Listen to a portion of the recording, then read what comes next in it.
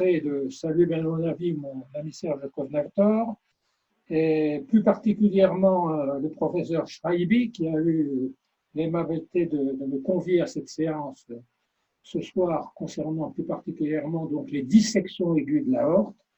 Je saluerai tous mes amis cardiologues qui sont à l'écoute, en particulier le docteur Scadi, mon ami Scadi, qui a travaillé avec moi il y a bien longtemps à Nancy, quand on a débuté les greffes cardiaques. Et puis, pour cette présentation, je souhaite également remercier mon ami, le cardiologue, le chirurgien cardiovasculaire qui m'a aidé à faire cette présentation, le docteur Lim.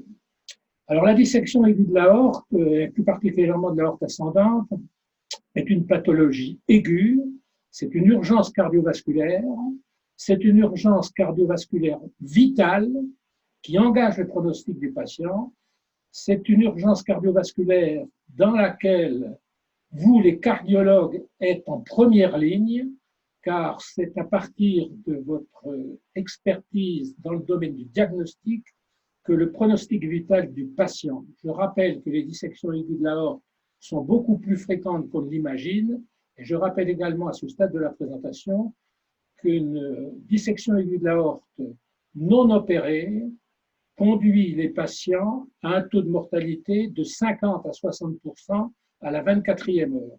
C'est dire que le diagnostic et la prise en charge des dissections aiguës de l'aorte est fondamentale. Alors, pour mon topo, je le baserai sur 4 éléments.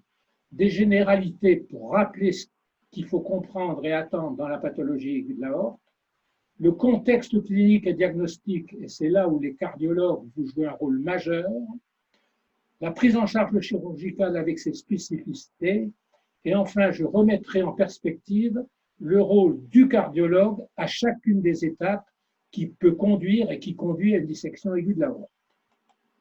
Alors, concernant les généralités et les bases, 4 éléments m'apparaissent importants: les bases anatomiques, le ressort étiologique, la physiopathologie et les classifications de Becquet et de Sanford. Concernant les bases anatomiques de l'aorte, je souhaite rappeler les segments fonctionnels qui vont avoir un impact majeur dans l'évolution de la dissection, dans sa gravité. Le premier segment est le segment au niveau de l'anneau aortique et des sinus de Valsalva. Je reviendrai prochainement sur cette localisation anatomique qui est fondamentale dans le pronostic des dissections aiguës de l'aorte ascendante. Après quoi, il y a le segment qui va des sinus de Valsalva jusqu'à la naissance du tronc artériel brachiocéphalique. C'est dans ce segment de l'aorte ascendante que se situent la plupart des portes d'entrée des dissections. Après quoi, nous avons l'arche aortique qui joue un rôle majeur dans les dissections aiguës de l'aorte, car c'est de ce segment que naissent les vaisseaux à destinée encéphalique et plus particulièrement les conséquences que peuvent avoir ces dissections sur la perfusion cérébrale.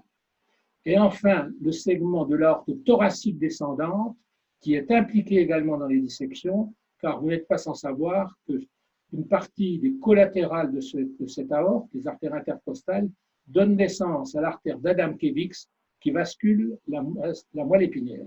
Et enfin, en sous-diaphragmatique, les branches de l'aorte à destinée viscérale, que ce soit le tronc cœliaque, la mésentérique supérieure, les artères rénales, impliquées potentiellement dans une dissection aiguë de l'aorte, vont avoir un retentissement majeur sur ces organes sous-diaphragmatiques.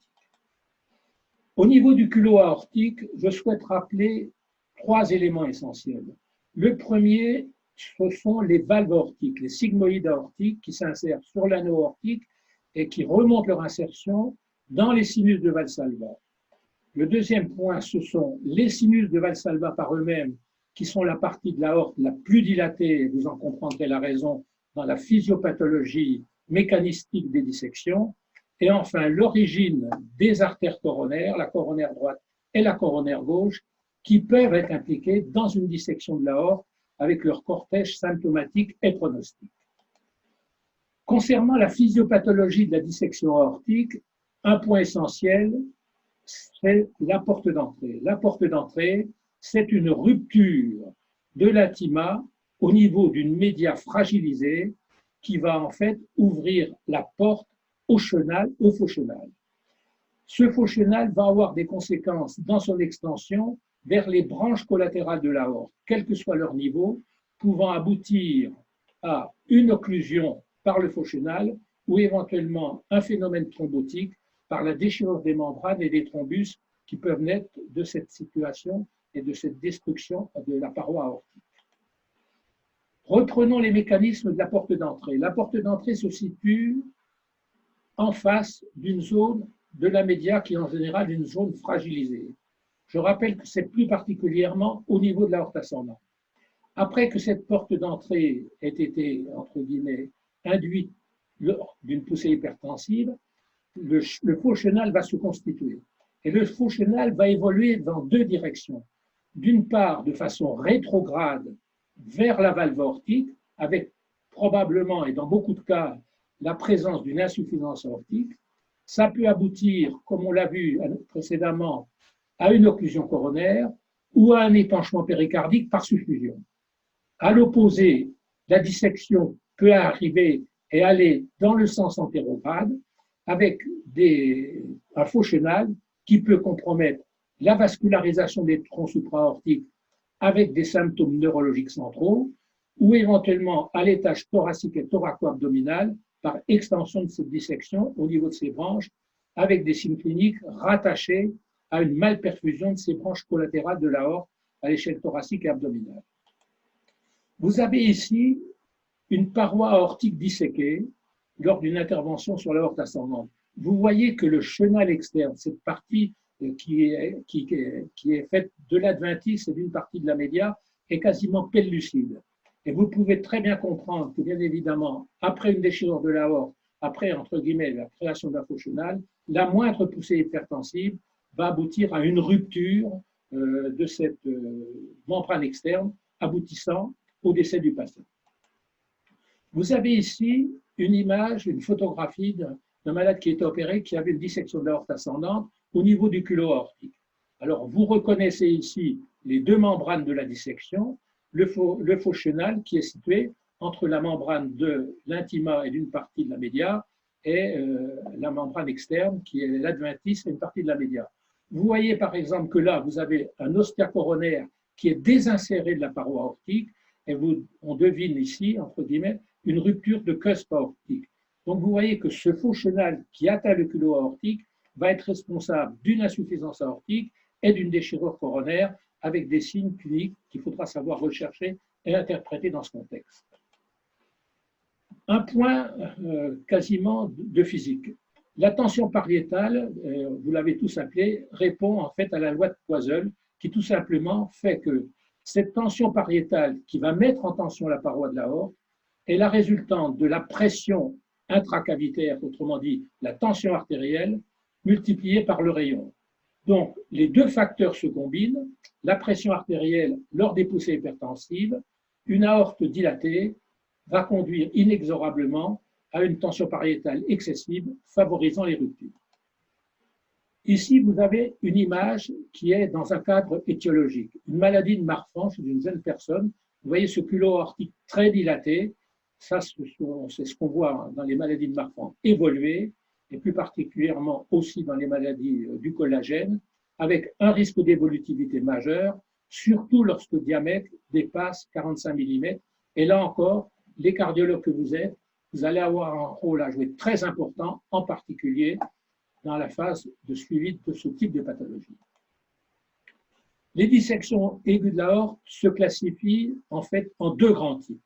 D'une part, les dissections où la porte d'entrée se situe au niveau de l'aorte ascendante et une autre partie des dissections où la porte d'entrée se situe après la sous-clavière. Et je souhaite, entre guillemets, insister sur la classification de Stanford où en fait on rattache la porte d'entrée à l'aorte ascendante, quelle que soit l'extension de la dissection, et les types B, la porte d'entrée après la sous-clavière. Et cette classification permet d'avoir une attitude thérapeutique particulièrement bien définie, une dissection aiguë dont la porte d'entrée se situe au niveau de l'aorte ascendante, donc une dissection de type B, doit être opérée dans les 12 à 24 heures, c'est une urgence chirurgicale, alors que les dissections de type B où la porte d'entrée est après la sous-clavière gauche est une dissection qui doit être suivie en milieu chirurgical, mais opérée en cas de complications. Donc, après ces généralités des dissections, nous allons arriver au contexte clinique et diagnostique. Et on va s'intéresser au tableau clinique, au contexte de probabilité, aux examens complémentaires et à la prise en charge initiale. Et là, c'est le rôle essentiel des cardiologues que vous êtes. En effet, vous allez, entre guillemets, avoir à traiter un patient qui vient pour un diagnostic de douleur initiale, brutale, évolutive, localisée principalement au niveau du thorax, irradiant quelquefois au niveau du cou, irradiations qui peuvent se faire également au niveau du dos, sachant que cette douleur va être évolutive, elle va descendre au niveau du dos, elle va suivre, entre guillemets, l'évolution du faux chenal, avec des patients qui vont vous décrire une douleur initiale haute au milieu des épaules, et quelques heures après, une douleur qui va descendre au niveau de la partie moyenne du dos et au niveau des lombes. Ça traduit ce type d'évolution de la douleur et quasiment signe une dissection évolutive. À cette douleur particulièrement brutale, violente, évolutive, on associera une asymétrie des pouls et de la tension artérielle aux membres supérieurs, avec une asymétrie d'un pouls par rapport à un autre, si vous avez une sous-clavière qui est partiellement occluse par la dissection. On peut voir ça également au niveau des membres inférieurs.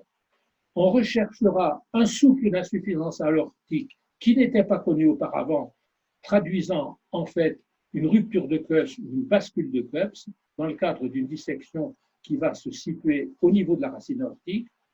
On recherchera des signes de tamponnade ou de choc parce que un épanchement péricardique va être, entre guillemets, très fréquemment associé à la dissection. Et on s'intéressera aussi aux signes neurologiques qui peuvent être centraux, à type d'accident vasculaire transitoire ou constitué, mais également des signes médulaires à type de paraparésie ou de paraplégie. Donc une douleur thoracique auquel se rattache un de ces signes périphériques au niveau des pouls artériels, de la valve aortique ou de la neurologie, doit faire fortement évoquer, sinon confirmer d'emblée par la clinique, l'hypothèse de la diagnostic. À cela s'ajoute la poussée hypertensive inexorable et toujours présente au moment de la phase aiguë du tableau initial qui correspond en fait à la rupture à la porte d'entrée et à l'évolution du faux chenal de la dissection au niveau de l'aorte ascendante, au niveau de l'arche aortique et au niveau de l'aorte thoracique descendante. Dans ce contexte-là, on saura rattacher les conditions à haut risque, en particulier sachant qu'un malade est porteur d'une maladie de Marfan ou d'une maladie du tissu conjonctif, une histoire familiale de dissection, des antécédents pathologiques de l'aorte ascendante et éventuellement des manipulations endovasculaires, endo-aortiques, coronarographie, cathétérisme, TAVI et autres, sachant que ces manipulations endovasculaires, endo-aortiques peuvent être responsables de la dissection. On y associera, en dehors de ce contexte, la spécificité de la douleur et de son évolutivité, et enfin, les signes périphériques que j'ai précédemment décrits. Donc, le contexte clinique, la douleur, son évolutivité, ces signes cliniques associés finalisent, entre guillemets, quasiment avec une certitude, la probabilité, sinon la certitude, de la dissection aiguë de l'aorte ascendante. Alors, après quoi, les examens complémentaires vont aller crescendo. Il est facile de réaliser une radio du thorax qui va montrer un élargissement du médiastin dans sa partie supérieure, traduisant la dissection aiguë étendue au niveau de l'arche aortique. On recherchera un électrocardiogramme qui, dans 80% des cas, est normal, mais dans 20% des cas, se présente avec une ischémie. Comme je vous l'ai dit, les coronaires peuvent être impliqués dans la dissection, et cette ischémie révélée par, bien évidemment, une douleur et des signes électriques peut amener à confondre avec un syndrome coronarien aigu, et j'y reviendrai ultérieurement, avec les conséquences que ça peut avoir. Quant à vous, cardiologue, c'est l'examen fondamental, c'est l'échographie transthoracique. L'échographie transthoracique, dans ce contexte de douleur thoracique, va révéler le flap intimal au niveau de l'aorte ascendante. Il faut le rechercher avec attention, avec quelquefois, il n'est pas toujours évident de le visualiser. On recherchera à côté de ce flap intra-aortique de l'aorte ascendante qui signe la dissection une insuffisance aortique qui n'était pas présente. On s'intéressera à un épanchement péricardique qui traduit la suffusion hémorragique et qui, entre guillemets, va impliquer et majorer le pronostic vital. Et on recherchera une dyschénisée segmentaire si les coronaires sont impliqués, avec, entre guillemets, un risque de souffrance ischémique ou potentiellement d'infarctus. L'échographie transésophagienne, somme toute, est à bannir à la phase aiguë, car il faut redouter une poussée hypertensive et un risque de rupture. J'ai dans mon expérience plusieurs patients qui ont subi, je dis bien subi, une échographie transésophagienne à cette phase aiguë sans avoir une sédation majeure sous intubation. L'examen a été réalisé de façon un peu, entre guillemets,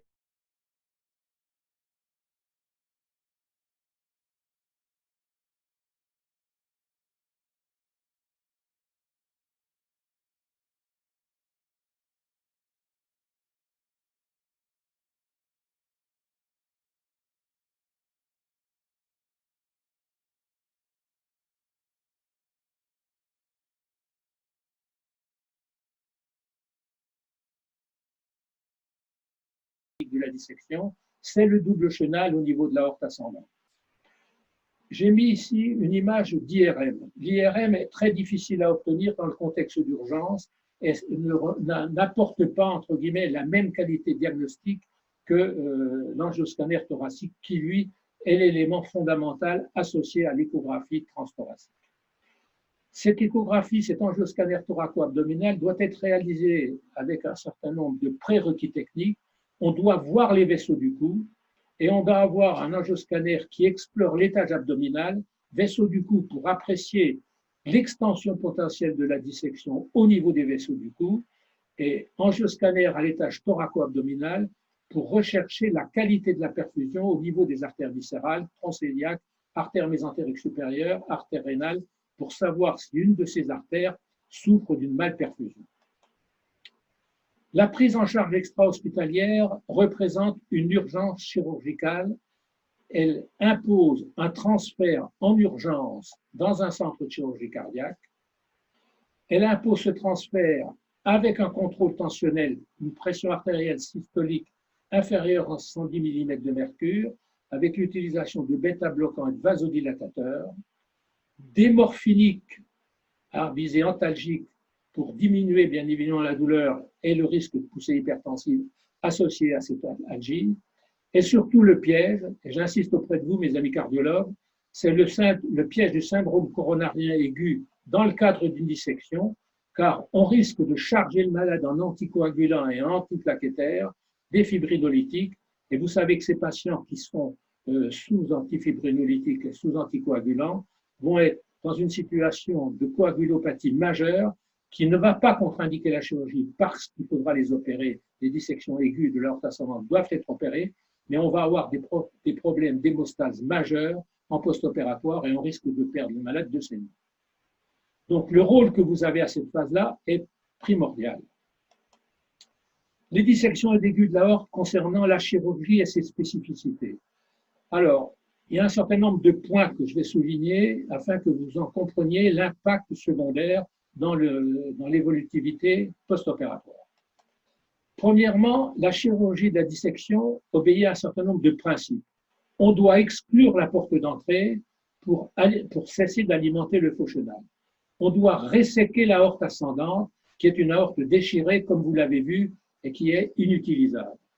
Autant que faire se peut, réparer le culot aortique et conserver la valve aortique, en particulier chez les patients jeunes, chez les femmes qui sont potentiellement encore désireuses de grossesse. Donc, on doit s'évertuer à reconstituer la racine aortique.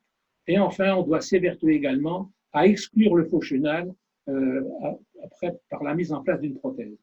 Tout ça, bien évidemment, doit se faire dans le cadre d'une protection myocardique majeure, sachant que, comme on l'a vu, le myocarde peut avoir souffert avant l'intervention, et d'autre part, dans le cadre d'une protection cérébrale majeure également, car on sait que dans les dissections, l'extension pendant la circulation extracorporelle peut se faire à l'étage encéphalique, et on doit surveiller le patient que ce soit avec un électroencéphalogramme, un système NIRS ou un système BIS pour s'assurer que la protection cérébrale est maintenue et de qualité pendant le temps chirurgical. Donc vous voyez que la procédure est assez complexe, elle nécessite entre guillemets une certaine expertise, ça n'est qu'avec entre guillemets ces prérequis que les résultats peuvent être correctement obtenus. Ici, vous avez, comme je vous l'avais montré précédemment, un culot aortique qui a été déchiré par la dissection. Vous voyez qu'on s'évertue à faire, entre guillemets, un système d'encollage des deux feuillets. On a des colles extrêmement puissantes qui permettent de réaccoler les deux feuillets. On s'évertue à resuspendre les cusps coronaires pour avoir une valve aortique compétente. Il y a une procédure chirurgicale complémentaire doit être faite au niveau de la réanastomose distale après la résection de l'aorte ascendante pour éviter que la perfusion n'alimente éventuellement un faux chenal au niveau de l'arche aortique et de l'aorte thoracique descendante. Il y a deux techniques majeures dans les dissections aiguës de l'aorte. Une chirurgie conservatrice du culot aortique, sachant qu'on fait des anastomoses sur un tissu qui a été déchiré, et j'insiste là-dessus parce que ultérieurement et dans le suivi, il va falloir être très précautionneux et très attentif au devenir de ce culot aortique comme au devenir de la valve aortique. On sera également très soucieux de suivre à distance l'anastomose distale parce que c'est une anastomose qui est faite entre une prothèse et un tissu disséqué, une aorte disséquée. Et il y a une autre procédure ici qui est la procédure de Cabrol que j'ai modifiée avec un remplacement complet de l'aorte ascendante avec un tube valvé et une réimplantation sur les deux coronaires lorsqu'on ne peut pas conserver la racine aortique. Il faut savoir que les anastomoses coronaires se font là aussi sur un tissu disséqué avec un risque évolutif secondaire à distance et on surveillera de la même façon l'évolutivité au niveau de l'anastomose distale.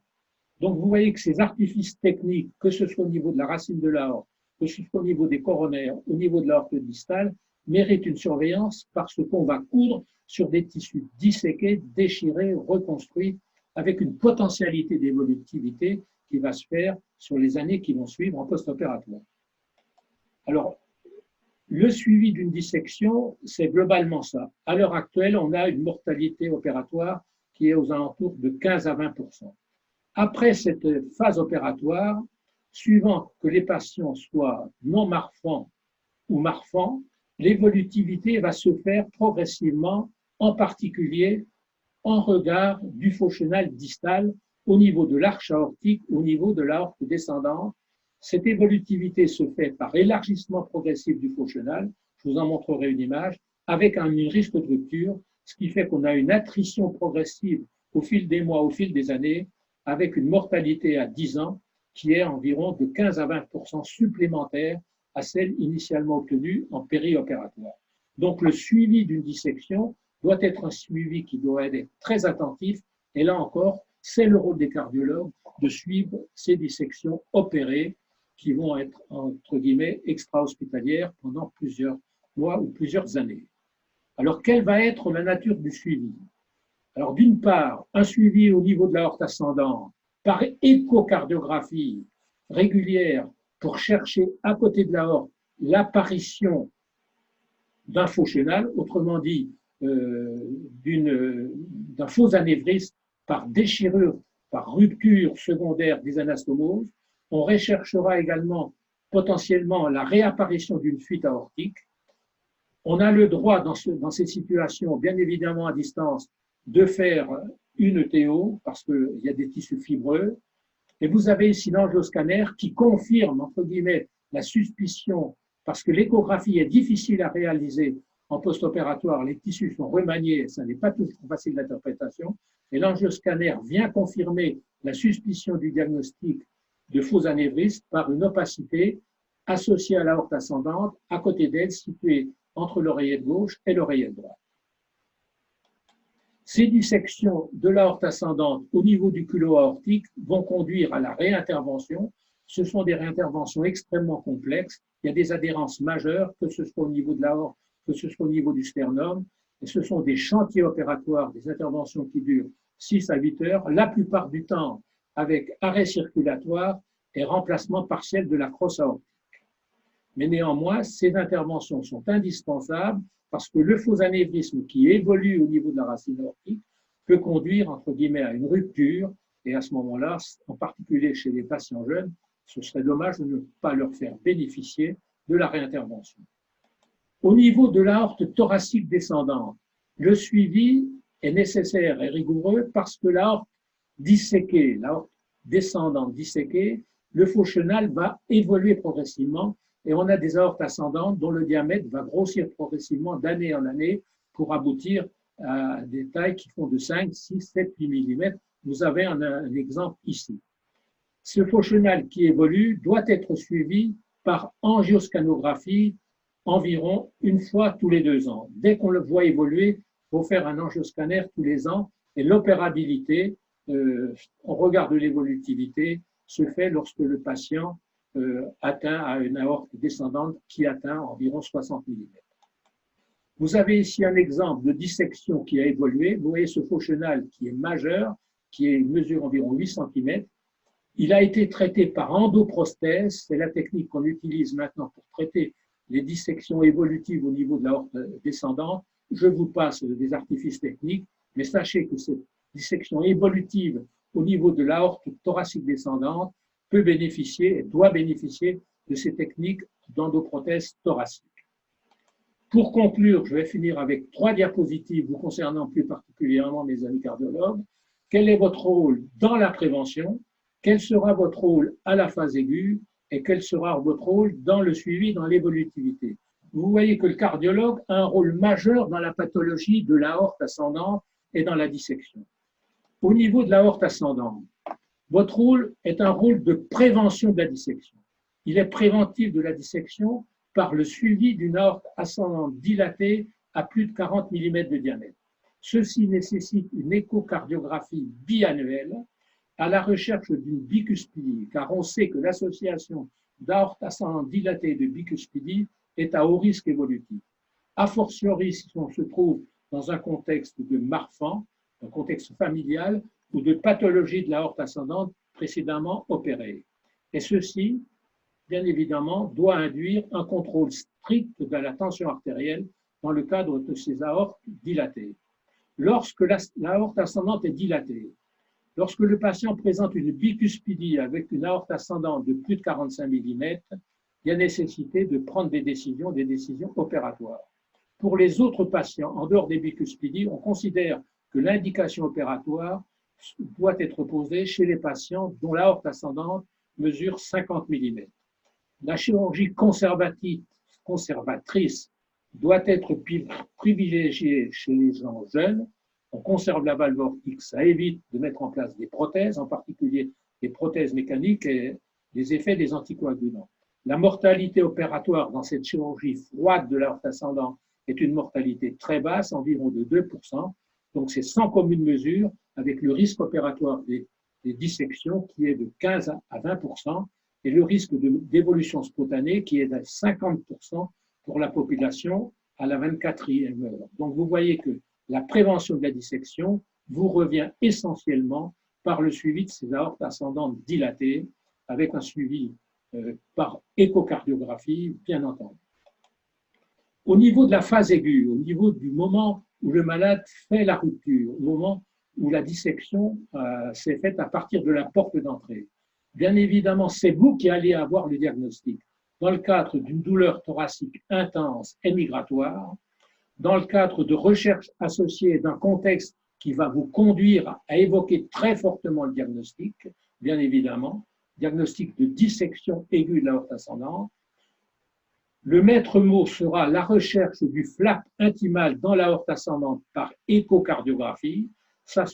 Tout ça peut être réalisé au cabinet ou dans la salle d'urgence. Éviter le piège du syndrome coronarien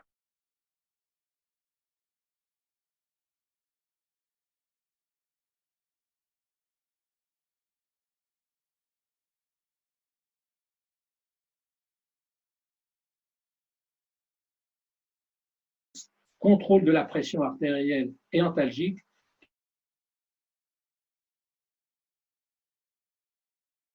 Le pronostic est entre vos mains et comme le risque de mortalité spontanée est environ à 50%, même plus, à la 24e heure si on laisse évoluer une dissection.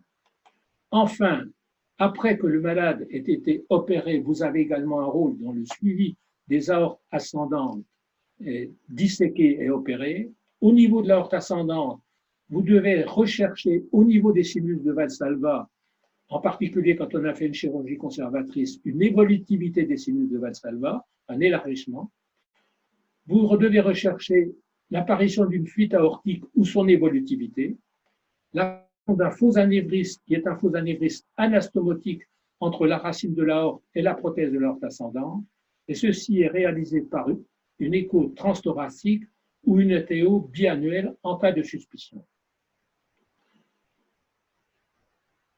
L'arche aortique et l'aorte descendante ont également une potentialité évolutive certaine, en particulier par la dilatation du faux chenal avec un risque de rupture lors d'une poussée hypertensive. L'angioscanner doit être réalisé tous les 2 ans. Référez au chirurgien cardiaque s'il y a une suspicion d'évolutivité dans le cadre des dissections opérées. Ceci est votre rôle et on attend le cardiologue donc dans ces 3 phases que sont la prévention, le diagnostic aigu et le suivi a un rôle majeur dans la prise en charge de ces patients. Permettez-moi de vous remercier et de vous offrir une vue de la place Stanislas de Nancy. Mes chers collègues, merci de votre attention.